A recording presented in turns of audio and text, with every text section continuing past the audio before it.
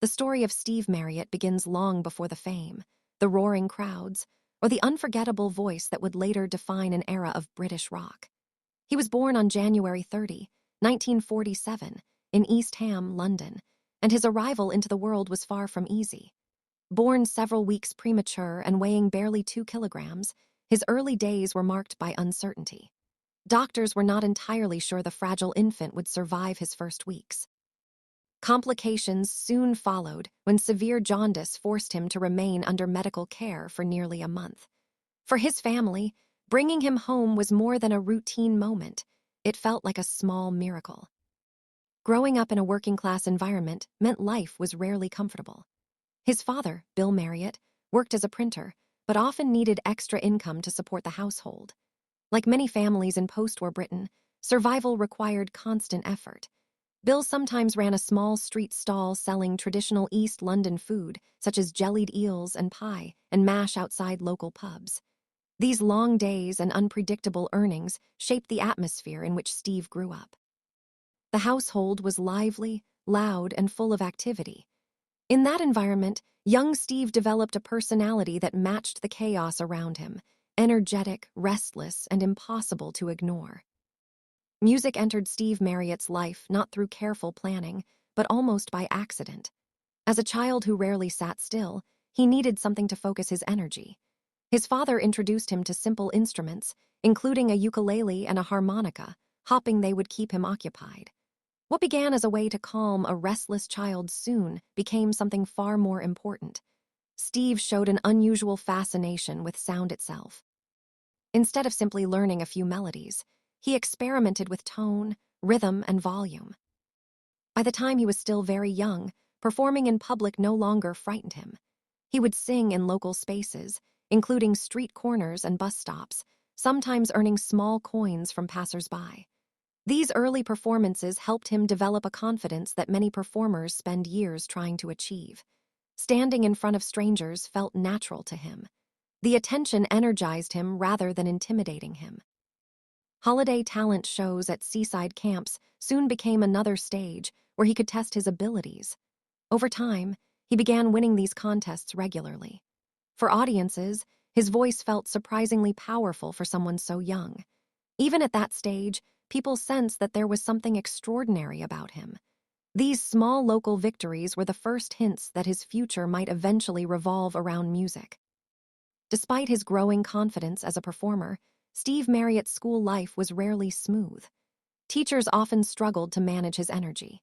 He was impulsive, easily distracted, and frequently involved in trouble around the classroom. Some educators viewed him as disruptive, while others quietly recognized that his behavior might simply reflect a creative personality that did not fit comfortably inside traditional academic structures. Rumors and stories about his behavior followed him during those years. Some were harmless tales of pranks and mischief, while others exaggerated his rebellious reputation. Whether the stories were accurate or not, they helped shape how people viewed him. The image of a talented but unpredictable boy began forming early in his life. Yet even in school, his voice remained a powerful influence. When teachers or community members heard him sing, their opinions often softened. The same child who seemed impossible to control could suddenly command a room with remarkable musical presence. This contrast between discipline and artistic expression would follow him throughout his life. For Steve, music became more than entertainment.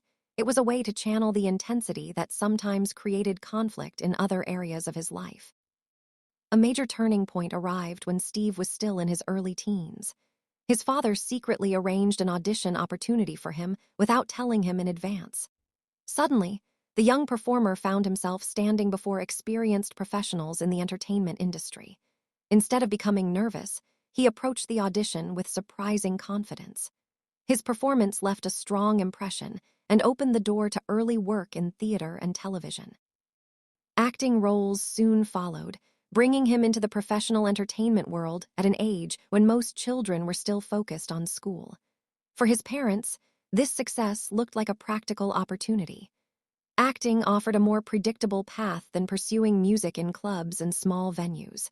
It also provided income that could help support the family. However, for Steve himself, acting never felt like the ultimate goal. While he appreciated the opportunities, his real passion remained music. Singing gave him a sense of identity that scripted roles could not provide. The difference between what his family believed was practical and what he felt emotionally drawn to would eventually create tension. That conflict between security and creative freedom quietly shaped many of the decisions he made as he moved into adulthood.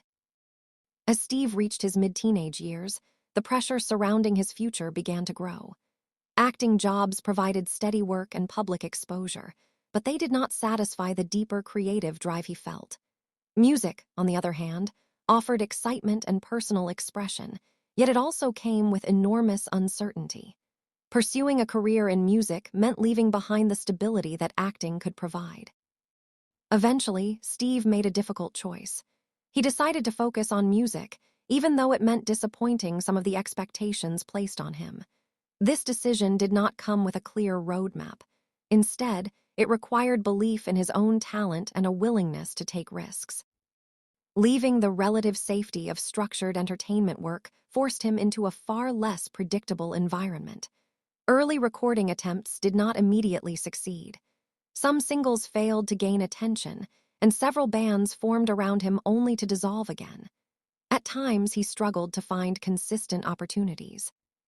Still, he continued performing wherever possible. Club stages, small venues, and local gigs became the places where he refined his voice. Those years were far from glamorous, but they allowed him to develop the distinctive sound that would later make him famous. A crucial moment in Steve Marriott's career arrived when he connected with musicians who shared his musical ambitions. Among them were Ronnie Lane and Kenny Jones. Their collaboration eventually led to the formation of Small Faces, a group that would become closely associated with the British mod movement of the 1960s. Despite their relatively small physical stature, something that inspired the band's name, their musical energy was enormous. Steve's voice quickly became the centerpiece of the group's identity. It was raw, powerful, and filled with emotion, standing out even in an era filled with strong vocalists. The band's rise within the mod scene happened quickly. Their music captured the energy of youth culture during that period. Songs climbed the charts, and their performances attracted growing audiences. For fans, Small Faces represented something uniquely British, a blend of rhythm and blues influences with a rebellious spirit. However, rapid success also brought new pressures. Management decisions, recording expectations, and demanding touring schedules began shaping the band's direction. While the public saw a group enjoying fame, behind the scenes the responsibilities of maintaining that success were already beginning to create tension. As Small Faces gained popularity, the music industry's expectations intensified. Managers and record labels wanted consistent hits that could maintain commercial momentum. Touring schedules became tighter, leaving little time for rest or creative experimentation. The band's growing reputation meant that every new release was compared with previous successes. For Steve Marriott, whose personality thrived on artistic exploration, this environment sometimes felt restrictive. He believed music should continue evolving rather than repeating the same formulas. While the band's success provided opportunities, it also created boundaries that he found difficult to accept. Creative disagreements slowly developed within the group. Steve occasionally proposed changes in musical direction, including ideas that involved expanding the band's sound or collaborating with additional musicians. Not everyone agreed with these suggestions. Some members preferred protecting the style that had already proven successful. These differences did not immediately lead to open conflict, but they did create an undercurrent of frustration. The challenge many bands face, balancing artistic growth with commercial stability, was becoming increasingly visible. For Steve, the question of whether he could remain creatively satisfied within those limits would eventually shape the next stage of his career. By the end of the 1960s, tensions within Small Faces had grown difficult to ignore. While the band remained successful, Steve Marriott felt increasingly confined by expectations surrounding their sound and direction. The pressure of touring and recording added to the frustration. The breaking point came during a live performance on New Year's Eve in 1968. In a moment that surprised both fans and fellow musicians, Steve left the stage before the show had finished. The decision was not the result of a carefully planned strategy, but rather an emotional reaction to months of growing dissatisfaction. Soon afterward, the band effectively dissolved. For many observers, the split marked the end of one of the most distinctive groups of the British mod era.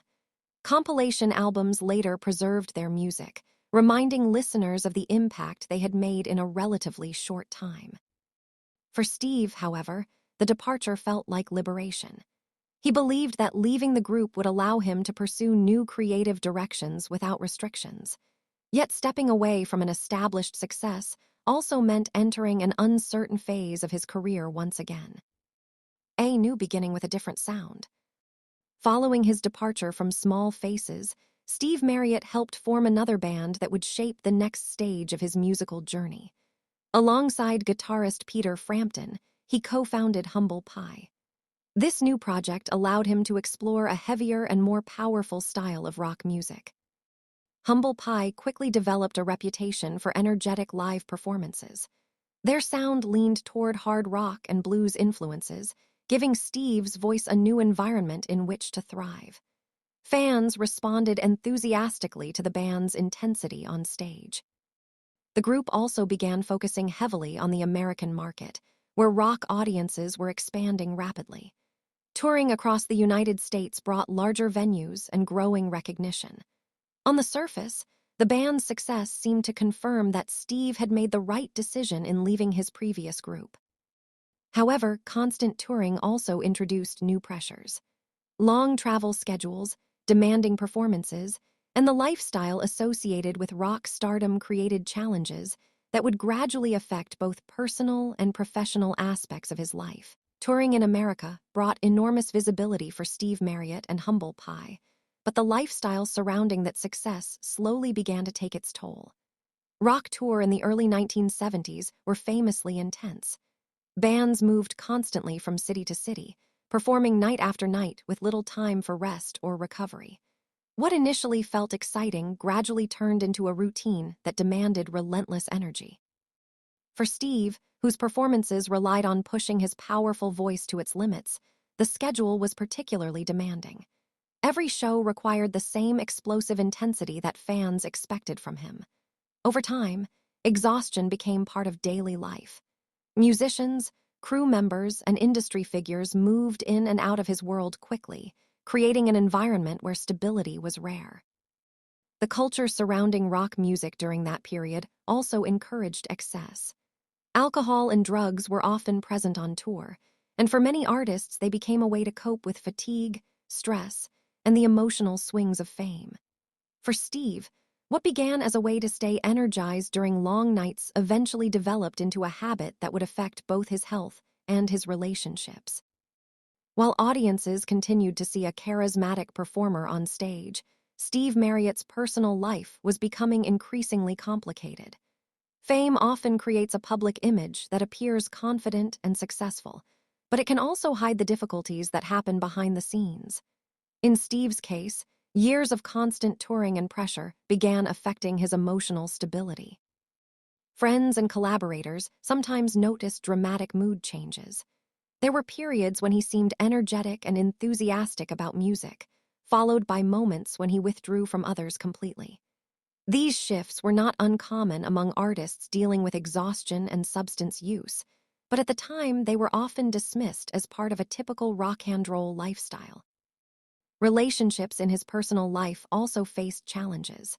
Marriages and partnerships struggled under the weight of unpredictable schedules and the pressures of fame. Maintaining stability outside of music proved difficult when much of his life revolved around touring and recording. The same passion that fueled his performances could sometimes make personal relationships complicated. Despite these struggles, Steve remained deeply committed to music. Even during difficult periods, he continued writing, recording, and performing, believing that creativity could help him regain a sense of direction. Another major challenge in Steve Marriott's later career involved the complex business side of the music industry. During the early years of his success, many artists did not fully understand the financial structures behind recording contracts, management agreements, and publishing rights. As a result, even musicians with successful records sometimes found themselves in difficult financial situations. Over time, problems with management arrangements and contractual obligations began affecting Steve's finances.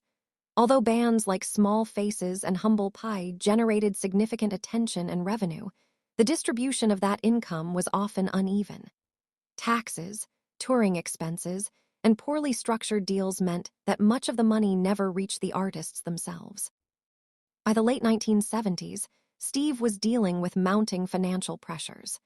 Debts related to earlier tour and agreements began resurfacing, creating a situation that became difficult to manage. Like many musicians from that era, he discovered that past success did not always guarantee long-term financial security. These challenges added another layer of stress to his life. Instead of focusing entirely on music, he now had to navigate legal and financial complications that were often confusing and overwhelming. Despite the setbacks he faced, Steve Marriott never completely abandoned his desire to perform. After returning to Britain, he continued exploring new musical projects and collaborations. He released solo material and occasionally reunited with former bandmates in hopes of reconnecting with audiences who remembered his earlier work. There were moments when it seemed possible that his career might experience a revival. Reissues of earlier recordings introduced his music to new listeners, while longtime fans remained loyal to the distinctive voice that had once defined the mod era.